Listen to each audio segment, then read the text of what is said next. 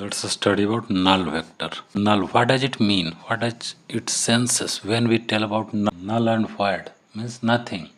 Means it is zero. Okay? Null vector. Before defining it, I will denote one point that this vector is also known as zero vector. It is also called zero vector. Now it is clear what is a null vector. Okay? And the definition is a vector with zero magnitude. It is a vector with zero magnitude. With zero magnitude and having an arbitrary direction. Okay? It is a vector with zero magnitude and having arbitrary direction, means no fixed direction. Okay? According to our wish. Okay? Arbitrary means what we wish. Okay? The direction will be that. Okay? This is a vector with zero magnitude. Okay? Vector, it is a vector. It means what?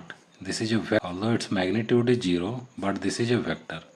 How can we imagine such a vector whose magnitude is zero? But also it is a vector. Although it is a vector, but its magnitude is zero. How can we example this? What can be the example? Suppose a mass is kept on a table. On a surface, a mass m is kept. It is stationary. The scenario is that a mass is kept on a table and the mass is stationary. When it is stationary, we may ask to find out the velocity. What is the velocity?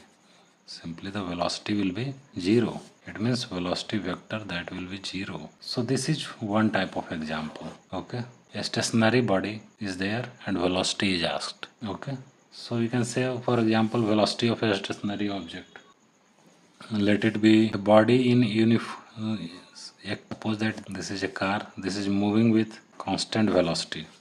What do you mean by constant velocity? Means no change in velocity. The velocity is fixed. When there is no change in velocity, then it means what? No change. Constant velocity means no change in velocity. It means that delta v is zero. No change in velocity means what? Final minus initial is equal to zero. It means delta v equals to zero. It means what? Final minus initial, that is equal to zero. And if we will divide it t by both sides, then it will be what? Acceleration equals to zero. Okay. So constant velocity means acceleration will be zero. If a car is moving with constant velocity and we are needed to find what is the acceleration, this will be zero. So the scenario is that here one more example will be there. A car moving with a constant velocity, then the acceleration vector will be zero vector.